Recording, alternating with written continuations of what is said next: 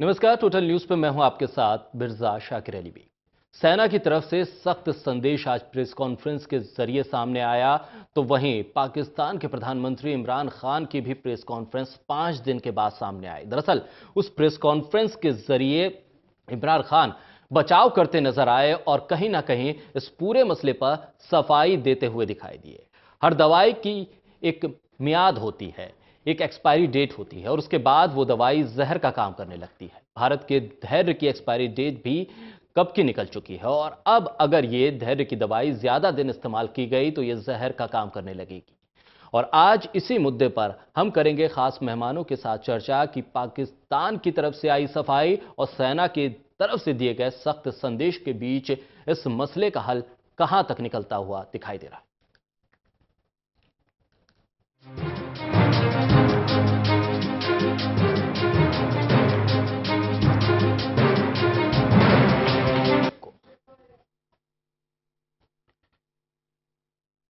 तो हमारे साथ खास मेहमान हमारे साथ इस वक्त चर्चा में हैं। हमारे साथ कर्नल अशोक तारा, रक्षा विशेषज्ञ, हमारे साथ इस चर्चा में हिस्सा ले रहे हैं। तो वहीं हमारे साथ ब्रिगेडियर मोहिंदर महाजन, रक्षा विशेषज्ञ, हमारे साथ इस चर्चा में हिस्सा ले रहे हैं। तो वहीं गनेंद्र जी हमारे साथ कांग्रेस की तरफ से इस चर्चा में हिस्सा ले रहे हैं। और तमाम मेहमानों के साथ इस चर्चा को हम आगे बढ़ाएं उससे पहले एक रिपोर्ट देख लेते हैं कि भारतीय सेना जो दुनिया भर में सबसे संवेदनशीलता के लिए जानी जाती है और आज भी सेना आतंकवादियों के साथ ही कुछ अपनों से भी लड़ रही है, तब भी वो अपने धैर्य को नहीं खो रही है। लेकिन ये धैर्य आखिर कब तक? क्या ये धैर्य जिस दिन जवाब देगा उसके बाद क्या ये आतंकियों पर कहर बन पर टूटेगा? देखिए रिपोर्ट।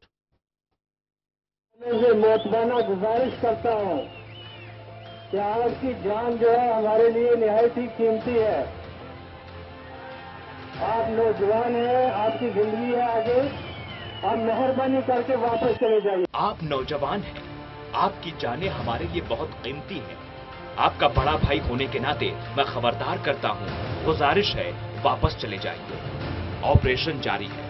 ये शब्द उस भारतीय सेना के हैं जो कश्मीर में दो तरफा हमले का सामना कर रही है। एक हमला पाकिस्तान परस्त आतंकी करते हैं और दूसरी तरफ उनके अपने ही सेना की राहों में पत्थर बरसाते हैं। सोचिए कितने मुश्किल हालात होते होंगे सुरक्षा बलों के सामने जब वे आतंकियों का सामना कर रहे होते हैं। कश्मीर के नौजवान उन्हें बचाने के लिए पत्थरबाजी करते हैं। आप नौजवानों से मोतबाना गुजारिश करता हूं कि आपकी जान जो है हमारे लिए निहायत ही कीमती है। आप नौजवान हैं, आपकी जिंदगी है आगे, आप मेहरबानी करके वापस चले जाइए। आपकी जिंदगी है आगे, आप मेहरबानी करके वापस चले जाइए।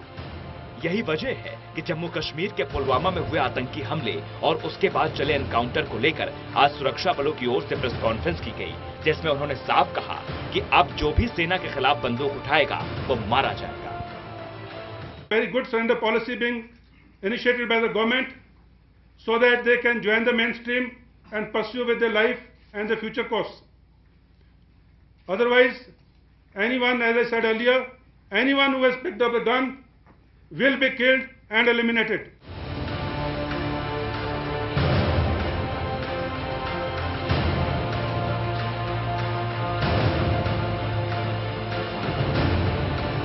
इस साझा प्रेस कॉन्फ्रेंस में सेना के अधिकारियों ने जम्मू कश्मीर की महिलाओं से भी अपील की। उन्होंने कहा, हमारे पास अच्छी सरेंडर पॉलिसी है। माएं अपने बच्चों को समझाएं और उन्हें सरेंडर करने को कहें। हम नहीं चाहते कि कोई भी नागरिक घायल हो। One thing to the parents of the local youth, especially the mothers, because I understand and I know in a Kashmiri society, mother has a great role to play. Through you, I would request all the mothers of Kashmir to please request their sons who have joined terrorism to surrender and get back to the mainstream. दरअसल भारतीय सेना की यही असली तस्वीर है जो अपने दुश्मनों को भी कई मौके देती है और किसी को छेड़ती नहीं, लेकिन कोई दूसरा छेड़े तो छोड़ती भी नहीं। दरअसल हर दवाई की एक मियाद होती है, एक एक्सपायरी डेट होती है और उसके बाद वो दवाई जहर का काम करने लगती है। भारत के धैर्य की एक्सपायरी डेट भी कब की निकल चुकी है और अब अगर ये धैर्य की दवाई ज्यादा दिन इस्तेमाल की गई तो यह जहर का काम करने लगेगी। शायद अब वक्त आ गया है कि भारत को पाकिस्तान के प्रति रक्षात्मक रुख की जगह आक्रामक रुख अपनाना पड़ेगा और इसका इशारा सेना ने आज बखूबी दे दिया है। National desk, total news.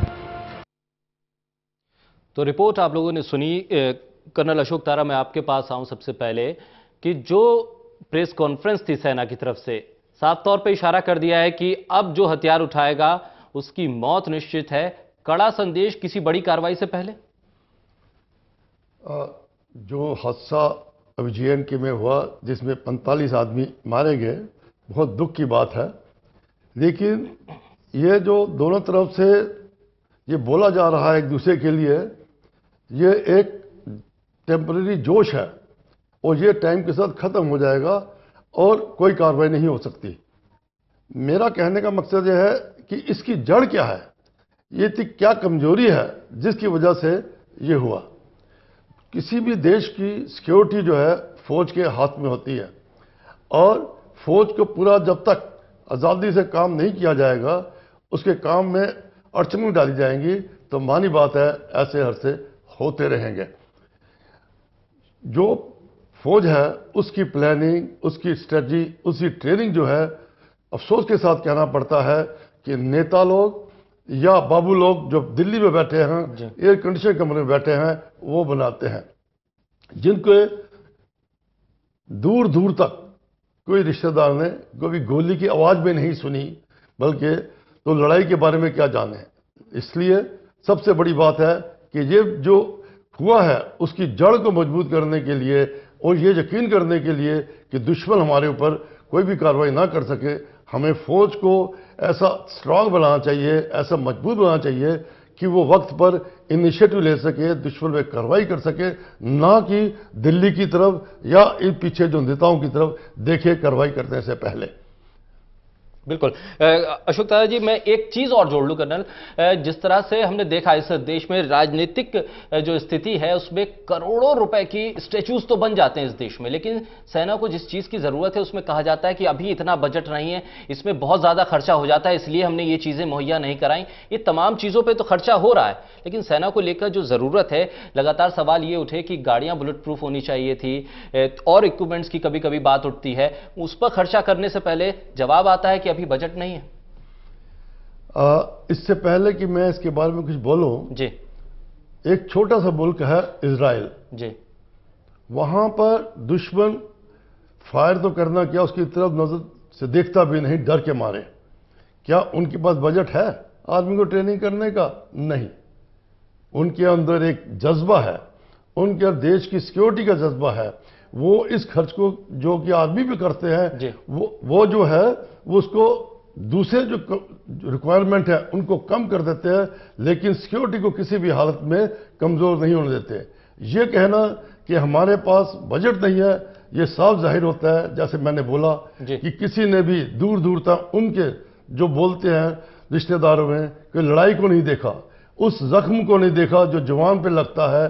सिर्फ जवान जख्मी नहीं होता बल्कि उसकी पूरी फैमिली जख्मी होती है। तो वो जो दर्द तब तक नहीं आएगा जब तक आपने उस दर्द को देखा नहीं। इसलिए जब तक ये जो फौजी ट्रेनिंग कंपल्सरी नहीं होगी देश के अंदर और फिर लोगों को पता नहीं लगेगा, तब तक ये जो खर्च की बातें होती रहेंगी। मैं एक बार दोबारा बताना चाहता हूं कि अब इंग्लैंड में ने दुनिया को राज किया, क्यों किया? उनके आज भी राजकुमार, प्रिंस और बड़े बड़े हैं, वो ट्रेनिंग के साथ लड़ाई के अंदर जाते हैं। और हमारे यहाँ जो है कोई भी ऐसा आज नहीं देखा कि जो आगे जाता हो।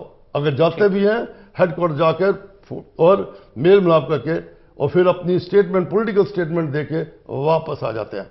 बिल्कुल ठीक है। ब्रिगेडियर महेंद्र महाजन जी, मैं आपके पास आऊं। ये प्रेस कॉन्फ्रेंस जो हमारे सैनिकों की तरफ से हुई और जब ये कहा गया कि हम कड़ा संदेश ये देते हैं कि माएँ भी अपने बेटों को सरेंडर करने के लिए कहें, जो पॉलिसी है उसके तहत आप लोग सरेंडर कीजिए, आपको जो फायदे मिलने हैं वो मिलेंगे, अगर नहीं करते हैं तो अब जो भी हथियार उठाएगा उसे खत्म कर दिया जाएगा। तमाम चीज़ों पे किस तरह से अब आपको लग रहा है इस प्रेस कॉन्फ्रेंस के जरिए मैसेज किया था? क्योंकि लगातार लोग ये कह रहे हैं कि जिस तरह से प्रेस कॉन्फ्रेंस हुई है उससे मैसेज तो ये गया है कि अब कोई बहुत बड़ी कार्रवाई होने जा रही है। देखिए, कोर कमांडर साहब ने, जनरल ढिल्लन ने ये कॉन्फ्रेंस करके अलॉन्ग विद IG CRPF एक कॉन्फ्रेंस करके एक बड़ा कड़ा संदेश दे दिया है। जी। कल भी हम स्टोन पेल्टर्स की बात कर रहे थे। ठीक। स्टोन पेल्टर्स जो है वो सिक्योरिटी फोर्सेस के ऑपरेशन में बाधा बनते हैं। वो उसमें से कुछ बच्चे नाबालिग भी होते हैं जी। और उनको उस जगह पर होने का कोई हक नहीं है। इसलिए कोर कमांडर साहब ने वार्निंग दे दी है, चेतावनी दे दी है। साथ में उन माताओं को प्रार्थना की है कि आप अपने बच्चों को ठीक रास्ते पर लगाओ और आपको मौका दिया जाता है। इसके साथ साथ जो भी उस एरिया में बंदूक उठाएगा और बिना रीजन के बंदूक के साथ एक्शन लेगा तो उसके अगेंस्ट सख्त से सख्त कार्रवाई होगी। इससे सारा अपने सिक्योरिटी फोर्सेस को हौसला मिलता है और पाकिस्तान रैटल हो गया है। ये एक बहुत अच्छा संदेश कोर कमांडर साहब ने आज दिया है। जो बात कि आगे कोई बड़ी कार्रवाई होगी, यस, बड़ी कार्रवाई होगी at a time and place of our own choosing. जब जो जगह और टाइम इंडियन आर्मी डिसाइड करेगी in consultation with the government. बिल्कुल, इस चर्चा में गणेंद्र भी हमारे साथ कांग्रेस की तरफ से जुड़े हुए हैं। गणेंद्र, जिस तरह से अब ये स्थिति बनी है, पॉलिटिकली तमाम लोग एक साथ हैं, सरकार की तरफ से जो कदम उठ रहे हैं और सेना अपनी स्ट्रेटजी के हिसाब से आगे काम करेगी, क्या कुछ और होना चाहिए जिसको लेकर आप सरकार से मांग करेंगे कि तमाम स्थिति में भारत जिस तरह से आतंकवाद से लड़ रहा है उसके खात्मे तक पहुंच सके? देखिए शाकिर जी, एक बात तो बिल्कुल तय है कि जो पुलवामा में जो सीआरपीएफ के ऊपर जो आतंकवादी हमला हुआ वो सिर्फ सीआरपीएफ पे नहीं हुआ, वो भारत पे आक्रमण था। भारत एक भारतवासी पे आक्रमण था। और 14 तारीख के बाद पूरे देश के 130 करोड़ लोग इस बात पे एकजुट हैं कि आतंकवाद के खिलाफ सरकार को कड़ी से कड़ी कार्रवाई करनी चाहिए।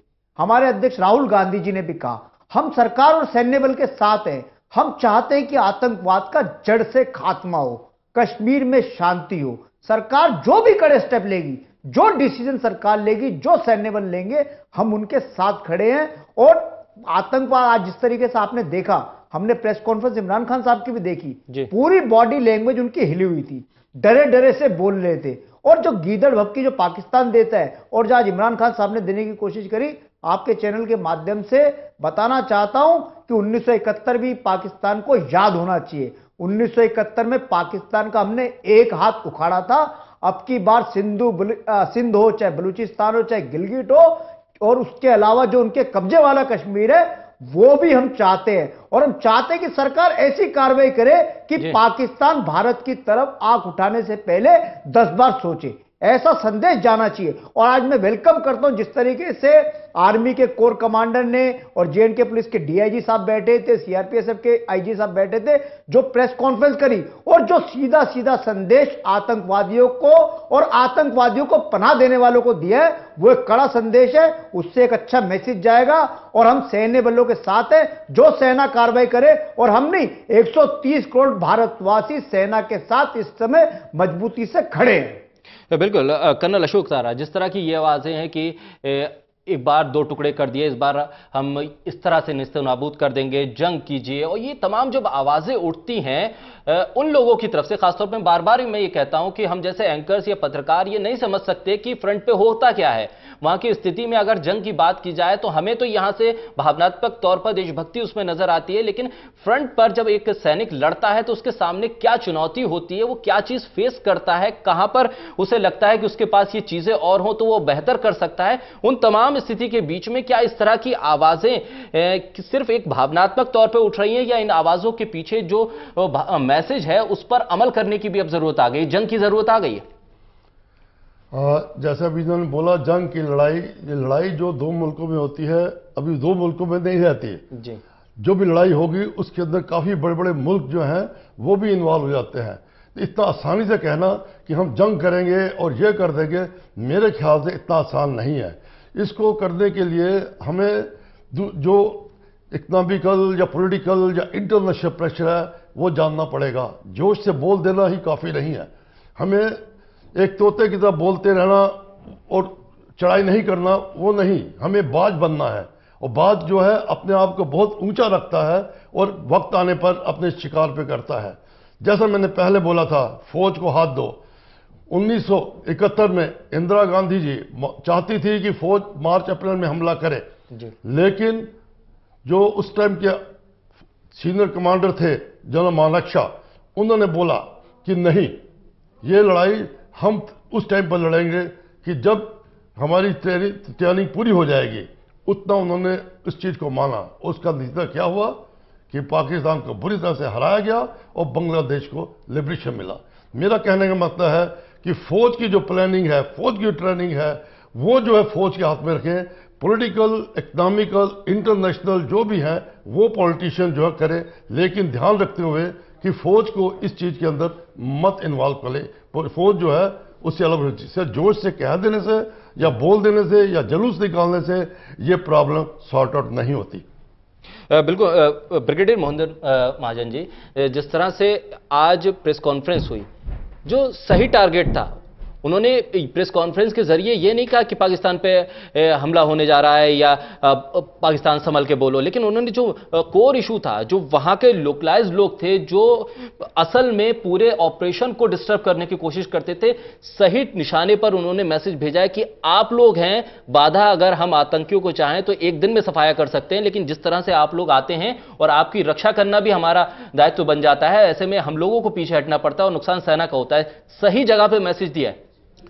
बिल्कुल सही, उन्होंने बड़ा स्ट्रॉन्ग मैसेज बहुत प्यार से और शक्ति से दिया है, ताकि ये जितने लोकल टेररिस्ट हैं, जो पाकिस्तान स्पॉन्सर टेररिस्ट हैं, जब वो हमारे एरिया में आ जाते हैं तो उनको बड़ा कड़ा मैसेज दे दिया है कि अगर आप गन लेके आएंगे तो हम आपको एलिमिनेट करेंगे, जिंदा वापस नहीं जाने देंगे। It's a very strong message from the core commander.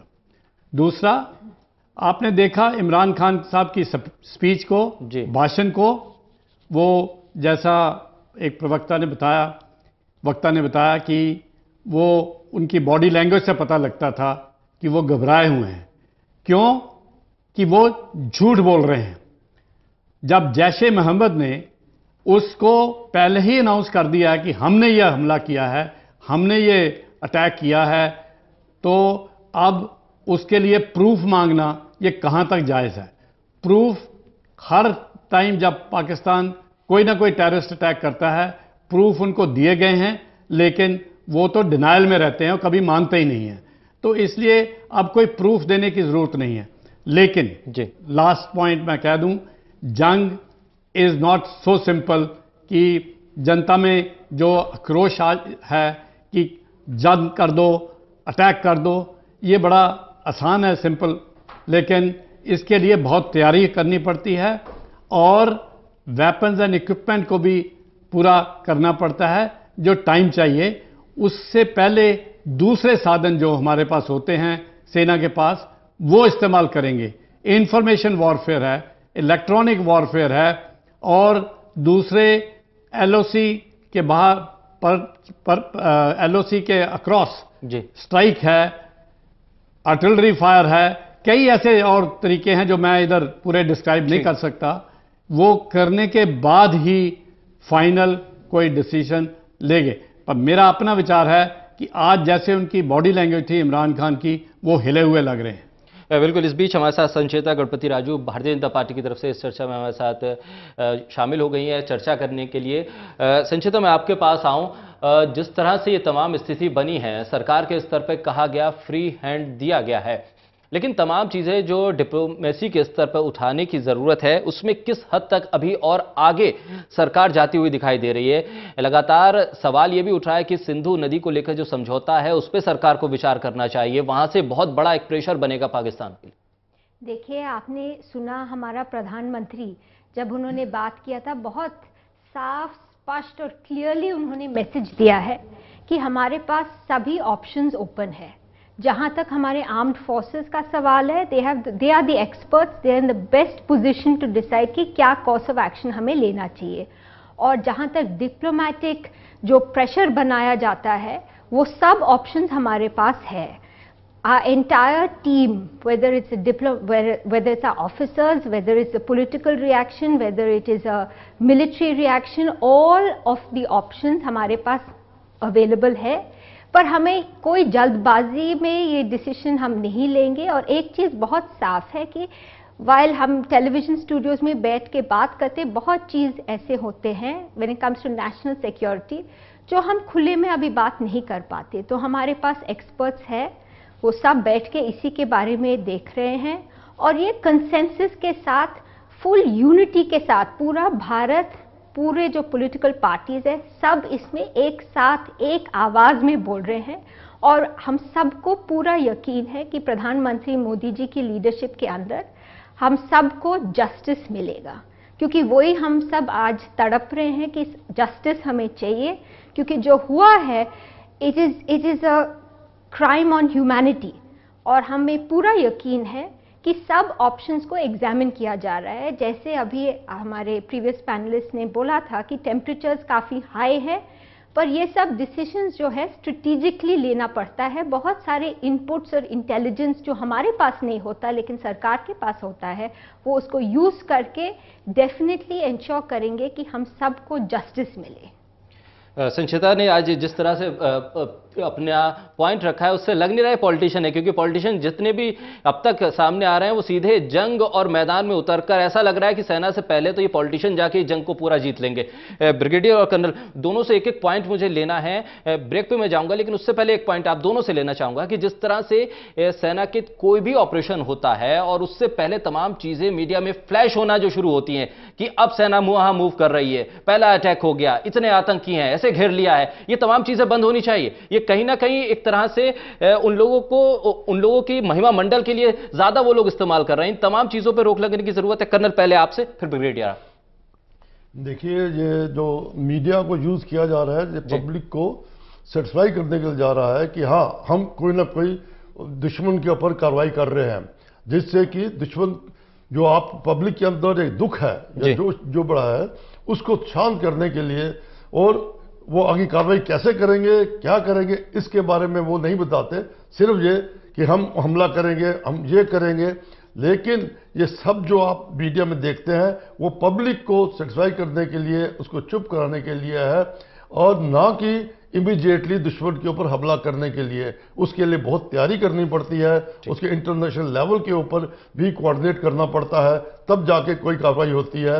और जैसे ये जो मिलिटेंट हैं, जो पाकिस्तानी हैं, जो थोड़े बहुत आगे होते हैं, मेन जो उनका ग्रुप होता है वो फौज के साथ उनके पीछे होता है, पाकिस्तानी फौज के साथ। उनको बर्बाद करना इतना आसान नहीं है, जब तक कि फॉरेन कंट्री या जो मुल्क बाहर के हैं उनके साथ कोऑर्डिनेट करके इनको पॉलिटिकली खत्म किया जाए। लड़ाई के साथ सिर्फ आप उनको बर्बाद कर सकते हैं जो आपकी डिफेंसेस के थोड़ा नजदीक हैं, और इन्फिल्ट्रेट करके आपके आगे पीछे पोजीशनों को बर्बाद करते हैं। ठीक है ब्रिगेडियर, बहुत शॉर्ट में। मीडिया से मेरी गुजारिश है कि जो एक्चुअल कंडक्ट ऑफ ऑपरेशंस हैं उनको कभी भी लाइव टेलीकास्ट नहीं करना चाहिए। हमारी ये प्रॉब्लम 1919 कारगिल वॉर में रही है। जो जर्नलिस्ट थे वो मीडिया वाले उधर पहुंच जाते हैं, और जैसे जैसे ऑपरेशन चल रहा है आपके ये एक्शन जो है वो एनिमी को आपकी पूरी प्लान, पूरी इंफॉर्मेशन दे देते हैं। हालांकि ये नहीं कि आप इंटेंशनली कर रहे हैं, लेकिन अनइंटेंशनली आप पूरी खबर दे देते हैं। इसी तरह 26/11 में जब बॉम्बे में हुआ था तो मीडिया वाले सारे वो होटल्स के सामने खड़े थे, अब ये हो रहा है, ये हो रहा है, और पाकिस्तान के जो हैंडलर्स हैं उनको ये पूरी खबर मिल रही थी, वो अंदर उसके मुताबिक अपनी खबर अंदर दे के वो जो एक्शन लेने थे उनसे अप्रूवल लेके फिर एक्शन। सेना की तरफ से सख्त संदेश, और लेकिन एक प्रेस कॉन्फ्रेंस और हुई इमरान खान की। आखिर वो प्रेस कॉन्फ्रेंस के जरिए क्या कुछ कहना चाहते थे और क्या संदेश देने की कोशिश थी? कर्नल अशोक तारा, इमरान खान की प्रेस कॉन्फ्रेंस, क्या इससे ज्यादा कुछ उम्मीद कर सकते थे जितना उन्होंने कहा? शायद हम लोगों की उम्मीद भी थी यही तमाम अल्फाज होंगे, यही चीजें सामने आएंगी।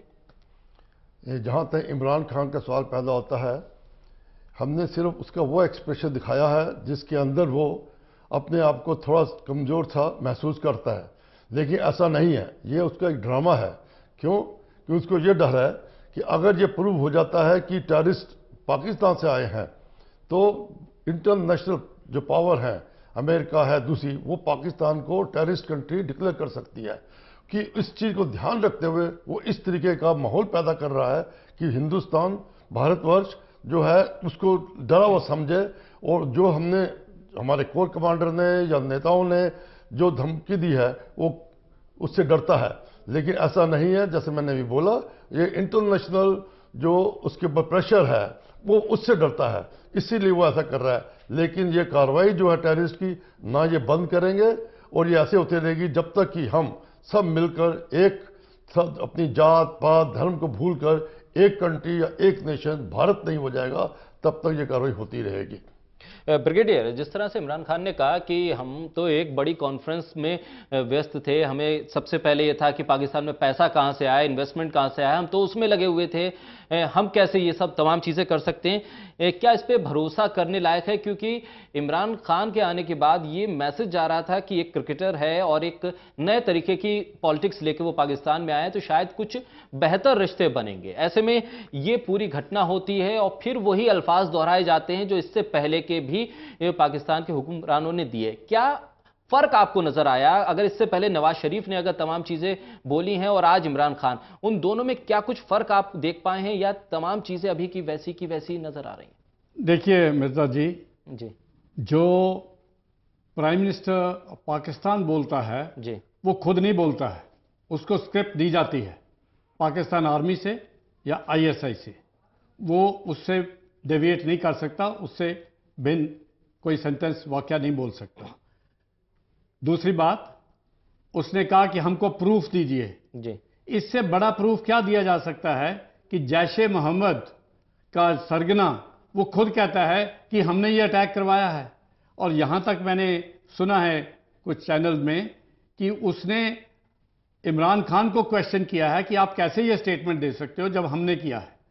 तो इसलिए ये दोहरा मापदंड पाकिस्तान में चल रहा है और चलता रहेगा। यस, एक्सपेक्टेशन थी a good sportsman is a good human being, but उनसे यह उम्मीद करना इसलिए गलत है कि उसके पास अपनी तरफ से कहने के कुछ नहीं है। जो आईएसआई करेगा उसी को फॉलो करेगा। ये इंडिया नहीं है जहां प्राइम मिनिस्टर मोदी डिसाइड करता है, उनकी कैबिनेट डिसाइड करती है, ऑपोजिशन के साथ बैठ के कोई डिसीजन देते हैं। वो बिल्कुल टोटली डिफरेंट सिस्टम है। उधर आर्मी डिसाइड करती है, वेयरएज इंडिया में आर्मी से डिस्कशन करके फाइनल डिसीजन गवर्नमेंट देती है। कर्नल तारा, में जिस तरह से ईरान ने भी अब सवाल उठाए पाकिस्तान पे, वहां पर भी अटैक हो रहे हैं तो वो सवाल उठा रहा है। अफगानिस्तान में तालिबान के साथ जो पाकिस्तान की बातचीत हो रही है, अफगानिस्तान की हुकूमत भी सवाल उठा रही है कि आप लोग तालिबान से जो बातचीत कर रहे हैं उसका असर शायद अफगानिस्तान पे गलत जाए। तो ये तमाम चीजें पाकिस्तान के इर्द गिर्द हो रही है, उसके बावजूद पाकिस्तान की अगर पॉलिसी नहीं बदल रही है तो इसका सबसे ज्यादा नुकसान तो पाकिस्तान खुद उठा रहा है। उसके बावजूद ये तमाम चीजें अगर होती हैं तो मकसद क्या है? आप खुद बर्बाद हो रहे हैं लेकिन दूसरे मुल्क की शांति को तबाह क्यों कर रहे हैं? ऐसा है, जहां पर डिक्टेटरशिप होती है वो उस मुल्क के इतना फायदा का नहीं देखता जितना कि अपनी पावर को मेंटेन करने के लिए करता है। यहां पर जो पाकिस्तान में आर्मी है वो एक डिक्टेटरशिप वाली आर्मी है। वो ये कार्रवाई को जिंदा रखना चाहती है जिससे कि पब्लिक जो है इसमें बिजी रहे और दुनिया को दिखाने के लिए भी, और ये अपनी जो पावर है पाकिस्तान की हम मेंटेन करें। अगर ये भारत की तरह डेमोक्रेसी कर देंगे तो इनकी जो ताकत है जो डोमिनेट करने वाली अपने इलाके के अंदर वो खत्म हो जाएगी। इसीलिए वो इसको डेमोक्रेटिक कंट्री ना बनाकर ऐसी कार्रवाइयां करते हैं जो इनके आगे पीछे देश के अंदर है। ब्रिगेडियर, एक पॉइंट तो मैं और यहां पर पूछ लूं, क्योंकि इससे पहले परवेज मुशर्रफ आए, वो सेना में भी थे और हुकूमत भी चला रहे थे, तब भी स्थिति कुछ बदली नहीं थी और तब भी यही हालात थे और उस वक्त ये लगा था कि चलिए अब सेना के हाथ में हुकूमत है, शायद कुछ बेहतर होगा। अब ये लगा कि ये खिलाड़ी के हाथ में हुकूमत है, शायद अब कुछ बेहतर होगा। बेहतर तो कुछ नहीं होता, स्थिति वहीं की वहीं, बस किरदार बदल रहे हैं। देखिए, जैसा पहले भी बताया गया कि चाहे परवेज मुशर्रफ हो, जो उनका सिस्टम बन गया है जी, वो सिस्टम ये है कि आर्मी सब कुछ कंट्रोल करती है, प्राइम मिनिस्टर के बारे में वो डिसाइड करती है क्या बोलना है क्या कहना है। इसी तरह जो आईएसआई है वो भी उनके पीछे पड़ी रहती है, तो वो एक किस्म का उनके हाथ में एक पपेट सा बने रहते हैं। तो उनसे उम्मीद रखना कि ये आर्मी के किए बिना, आपको याद होगा पिछले 2-4 सालों में जब नवाज शरीफ प्राइम मिनिस्टर थे, इंडिया में उन्होंने आना था, 3 दिन तक डिसाइड ही नहीं हो सकता था हो रहा था। वेरस हमारा प्राइम मिनिस्टर डिसाइड करना है कि मैंने जाना है किसी फॉरेन कंट्री में, वो खुद डिसाइड करते हैं, चाहे वो प्रेजेंट प्राइम मिनिस्टर हो या प्रीवियस प्राइम मिनिस्टर्स हों, सब अपने आप डिसाइड करते हैं। लेकिन वहां पे 3 दिन तक उनको क्लियरेंस नहीं मिली थी कि भारत में आने की। बिल्कुल संचित, मैं आपका रुख करूंगा। जिस तरह के हालात बन रहे हैं पॉलिटिकली, तमाम चीज़ें पाकिस्तान में दिखाया जा रहा है डेमोक्रेसी है, लेकिन एक तरह से छुपी हुई डिक्टेटरशिप है जो सेना के जरिए चलाई जा रही है। इन हालात में अब रास्ता क्या है? डिप्लोमेसी के स्तर पर तमाम चीज़ें सरकार कर रही है और इससे पहले भी कदम उठाए गए, तब भी कोई नतीजा हमें देखने को नहीं मिला। तमाम पाबंदियां तब भी लगी, बातचीत का दौर रुका भी रहा और उसके बाद हमने कई 4 जंगें लड़ चुके पाकिस्तान से। हल क्या दिखाई दे रहा है? मैं भारतीय जनता पार्टी की प्रवक्ता के हैसियत से आपसे नहीं पूछ रहा, बल्कि एक नागरिक की हैसियत से पूछ रहा हूं कि आपके दिल में क्या, आखिर नतीजा क्या होना चाहिए? 4 जंगें लड़ चुके, बातचीत कर चुके और तमाम चीज़ें होने के बाद भी स्थिति वहीं की वहीं है। देखिए, पहले तो मैं एक बात बोलना चाहती हूँ, जो आपने ब्रेक के पहले बोला कि हम एक पॉलिटिकल पर्सन जैसे नहीं साउंड कर रहे हैं। इसमें पॉलिटिक्स हमें निकाल देना चाहिए और हम सभी पार्टीज ने इस बात पे पॉलिटिक्स नहीं किया है। हम सब इसमें एक साथ है, एक साथ प्रधानमंत्री मोदी जी की लीडरशिप के अंदर हम इसको टैकल कर रहे हैं। हम सब चाहते हैं कि इमीडिएटली सोल्यूशन हो, लेकिन जब आपको एक स्ट्रेटेजिक सोल्यूशन निकालना है, जब हमें इसका एक कड़ा जवाब भी देना है, जैसे अभी हम सब के पैनलिस्ट ने बोला है कि ये सब हम जल्दबाजी में कर नहीं सकते। इनको पॉलिटिकल डिसीजन हम ओवरनाइट, मैं बोलूँ कि हाँ, मेरे दिल में ये है कि हम सबको एक जस्टिस मिले, लेकिन बेस्ट होगा कि हम ये एक्सपर्ट्स के हाथ में छोड़े। जहाँ तक हमारा आर्मी है, हमारे सेना है या हमारे जो डिप्लोमैट्स है, जो इंटरनेशनल प्रेशर हम बिल्ड कर रहे हैं, ये सब हमें लीव करना चाहिए। We should bring the temperatures down. हम सब चाहते हैं कि जस्टिस मिले, लेकिन we should not put undue pressure on the intelligence and on the establishment. उनको पता है कि कब क्या करना चाहिए। हमें भरोसा रखना चाहिए कि ये सरकार और सभी पॉलिटिकल राजनीतिक पार्टीज एकजुट होके इसका जस्टिस हम सबको देंगे। हम चाहते हैं कि इमीडिएटली हो, आज ये हो, कल वो हो। सब पॉलिटिकल, हम सब टीवी चैनल्स में बैठ के डिबेट करते हैं कि हमें ये करना चाहिए या वो करना चाहिए, लेकिन जैसे आज प्रेस कॉन्फ्रेंस में भी हम सब ने सुना कि बहुत सारे इंटेलिजेंट इनपुट्स जो है और जो इन्वेस्टिगेशन भी हो रहा है, वो सब अभी पब्लिकली डिस्क्लोज नहीं कर सकते। तो हम सबको भी एक स्टेप पीछे लेना चाहिए। ये मैं एक रिक्वेस्ट करती हूँ मीडिया को भी, क्योंकि अभी जैसे आपने बोला था कि बहुत टेम्परेचर्स राइज हो रहे हैं, कभी कभी वो एटमॉस्फेयर में डिसीजन लेना मुश्किल भी होता है। हम सबको एकजुट होके इसका हम सब हल निकालेंगे, वो मेरा कहना है एक इंसान होते नाते। ठीक है गणित, मैं आपके पास आऊं। पॉइंट वही है कि आखिर किस स्थिति में हम लोग पहुंचे, और इस बीच जो सऊदी के क्राउन प्रिंस के भारत आए हैं और भारत में जिस तरह से उनके साथ बातचीत होनी है, क्या उसका फ़ायदा हम उठा सकते हैं इंटरनेशनली? क्योंकि सऊदी अरब और पाकिस्तान के रिश्ते भी बहुत बेहतर हैं, वहाँ से प्रेशर कुछ बिल्डअप करने की कोशिश कर सकते हैं। देखिए, निश्चित तौर पर शाकिर जी, सरकार को पाकिस्तान को इंटरनेशनल लेवल पे एक्सपोज करना चाहिए और सरकार को डिमांड करनी चाहिए यूएन से कि पाकिस्तान को टेरर स्टेट घोषित कर दे। क्योंकि पाकिस्तान, आज इमरान खान साहब कह रहे थे सबूत चाहिए। अरे सबूत क्या चाहिए? अजहर मसूद वहां पे है, हाफिज सईद वहां पे है, पॉलिटिकल रिलीज करता है, पॉलिटिकल पार्टी बनाता है, और सबको पता है कि अजहर मसूद और हाफिज सईद जो है इंटरनेशनल टेररिस्ट हैं। पाकिस्तान से टेररिस्ट आते हैं, पाकिस्तान से आतंकवाद आता है, और पाकिस्तान सिर्फ भारत को आतंकवाद से डिस्टर्ब नहीं कर रहा, पाकिस्तान पूरे एशिया को डिस्टर्ब कर रहा है। पूरा एशिया पाकिस्तान से दुखी है। और आज इमरान खान सब सिंपैथाइज हो रहे थे, बता रहे थे कि 70,000 हमारे सैनिक मर गए आतंकवाद में।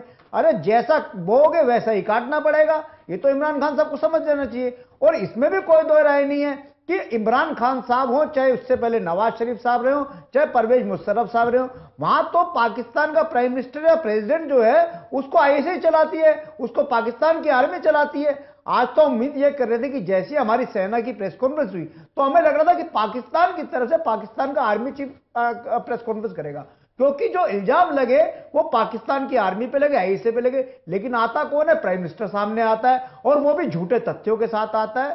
तो कुल मिला के सरकार को पाकिस्तान के साथ उसको इंटरनेशनल लेवल पे भी एक्सपोज करना चाहिए, और स्ट्रेटेजिकल लेवल पे जो हम कर सकते हैं, हम पाकिस्तान के साथ सारे ट्रेड बंद कर दें, पाकिस्तान के साथ हमारे जितने कल्चरल डायलॉग्स है वो बंद हो जाए।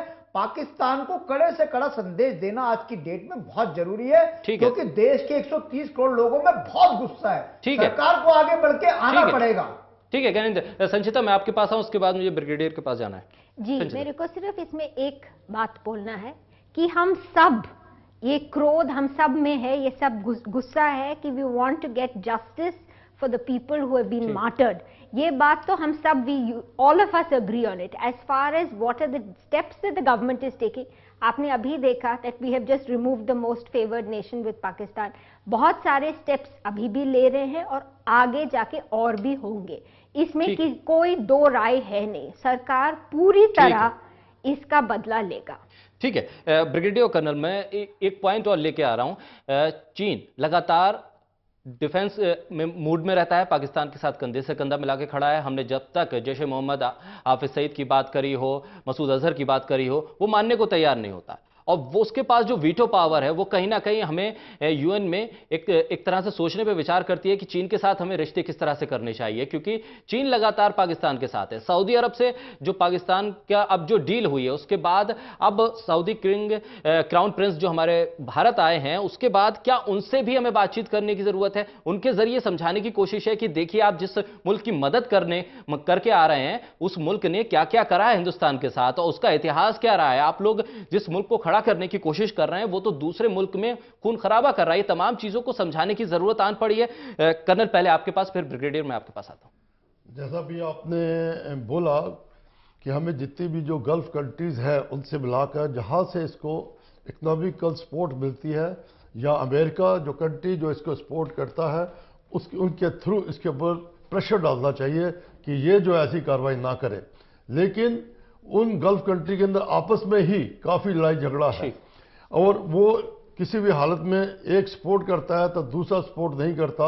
वो दोनों का असर हमारे भारत की ऊपर पड़ता है, क्योंकि अगर कोई जो सपोर्ट पाकिस्तान करता है वो हिंदुस्तान को या भारत को उतना सपोर्ट नहीं करेगा जिससे कि वो जो नक्सलाइट या जो टेररिस्ट हैं उनको रोका जा सके।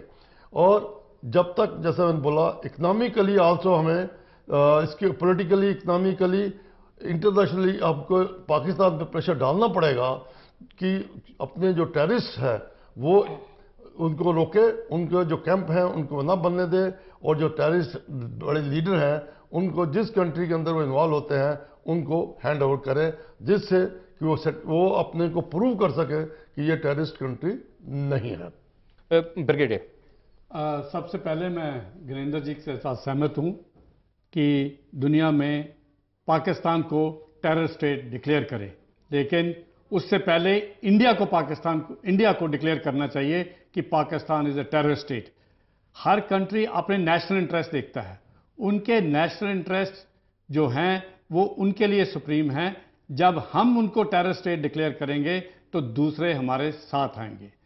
दूसरी बात, जो एड मिलती है पाकिस्तान को, जी अमेरिका से इनको इतने सालों से एड मिल रही है और ये एड जो है स्पेसिफिक पर्पस के लिए होती थी, लेकिन इन्होंने क्या किया है, उसके लिए वेपन्स एंड इक्विपमेंट इंडिया के अगेंस्ट, इंडिया सेंट्रिक ये खरीदते रहे हैं। तो मैं उन कंट्रीज जो उनको फाइनेंशियली मदद करना चाहते हैं उनसे गुजारिश करता हूं कि वो स्पेसिफिक पर्पस के लिए एड दें और स्पेसिफिक पर्पस के लिए उससे चेक करें, नॉट कि मिलिटरीली यूज हो। बिल्कुल, और बिल्कुल जिस तरह से ये तमाम चीजें हैं, एक छोटा छोटा कमेंट है ब्रिगेडियर और कर्नल मैं आप दोनों से लूंगा। एक छोटा छोटा टेक जो सवाल मैं लगातार उठा रहा हूं, 2015 का जवाब है गृह राज्य मंत्री किरण रिजिजू का पार्लियामेंट में, जो ये सीआरपीएफ की सेना है, अर्धसैनिक बल है, ये अगर इस तरह की कार्रवाई में शहीद होते हैं, जिस अल्फाज को हम बार बार दोहरा रहे हैं, टेक्निकली कागजों में वो शहीद नहीं है। इस चीज पर से कम सरकार को अब गौर करना चाहिए, ये दर्जा तो कम से कम मिले। जैसा मैंने पहले बताया था जी कि कह देना आसान है, वो कह भी रहे हैं जिससे कि फौज को और सिविल जो लोग हैं उनको शांति है, वो समझे कि हाँ हमारी सरकार कुछ कर रही है। लेकिन इसका बदला लेना भी इतना आसान नहीं होगा। अभी हमने कुछ कार्रवाई की थी जिस बिना तैयारी के तो क्या हुआ, उसमें हमको भी कुछ कैजुअलिटियां सहनी पड़ी। कोई भी कार्रवाई हमने करनी है वो तैयारी के साथ करनी है, और दूसरे जो इंटरनेशनल फोर्सेस हैं, इंटरनेशनल जो कंट्री अलोंग पाकिस्तान है, उनको भी समझाकर कार्रवाई हो सकती है। नहीं तो ये कार्रवाई इतनी आसान नहीं है जितना कि आप उसको बोल रहे हैं। ब्रिगेडियर, जो मेरा पॉइंट था वो उसको जरा एड्रेस। देखिए, शहीद का दर्जा देना ये डिपेंड करता है किस सिचुएशन में कोई एक्शन होता है। अगर वॉर जोन में कोई एक्शन होता है, वॉर जोन में, प्लीज नोट माय वर्डिंग, ठीक, तो वो जो एक्शन है उसमें चाहे वो किसी भी फोर्सेस का, सिक्योरिटी फोर्सेस का हो, शहीद का दर्जा मिलना चाहिए। लेकिन जी, ये जो पहलू है ये बड़ा मुश्किल है इधर बैठ के डिसाइड करना, क्योंकि पेंशन मैटर्स, जी, डेट ऑफ रिटायरमेंट, कितने साल में रिटायर होते हैं। जो आर्मी वाले हैं वो 35 पे रिटायर हो जाते हैं, जो सीआरपीएफ या सीआईएसएफ वाले हैं वो 57 या 60 पे रिटायर होते हैं। क्या आर्मी वाले जब रिटायर होते हैं उनको 60 तक या 57 तक उनको गवर्नमेंट जॉब कंटिन्यू रखने चाहिए? ये सारे पहलू देख के जो दर्जा है वो एग्जामिन करके देना चाहिए। बिल्कुल, बहुत शुक्रिया आप सभी मेहमानों का। मेरे पास वक्त इतना ही है, इस चर्चा को मुझे यहाँ रोकना पड़ेगा। इस पर लगातार हम चर्चा करेंगे, पूरा देश चर्चा कर रहा है, लेकिन एक बड़ी अच्छी सोच और समझ के साथ हमें चर्चा करने की जरूरत है। कर्नल अशोक तारा, आपका बहुत शुक्रिया। ब्रिगेडियर मोहिंदर महाजन जी, आपका बहुत शुक्रिया। संचिता, आपका बहुत शुक्रिया। और गनीन्द्र, आपका भी बहुत शुक्रिया इस चर्चा में हिस्सा लेने के लिए। तो समझना होगा देश को भी कि तमाम चीज़ें एक रात में या एक घंटे में नहीं हो जाती। तमाम चीज़ों को देखकर, परख कर उस पर एक्शन लेने की जरूरत है। सेना की तरफ से बयान आया, हमारे तमाम सुरक्षा एजेंसियां बदला लेने के लिए तैयार है, लेकिन अपने वक्त पर, अपने समय पर। और ऐसे में जिस तरह से आक्रोश लेकर अगर हम सड़क पर निकलते हैं और उससे ये ना हो कि देश के भीतर की स्थिति हम खराब कर पाए। हम लोगों को एकजुट होकर रहना है, एक साथ होकर रहना है, ताकि दुश्मन को मैसेज जाए कि भारत एक है, भारत का एक एक बेटा या बेटी फौज के साथ कंधे से कंधा मिलाकर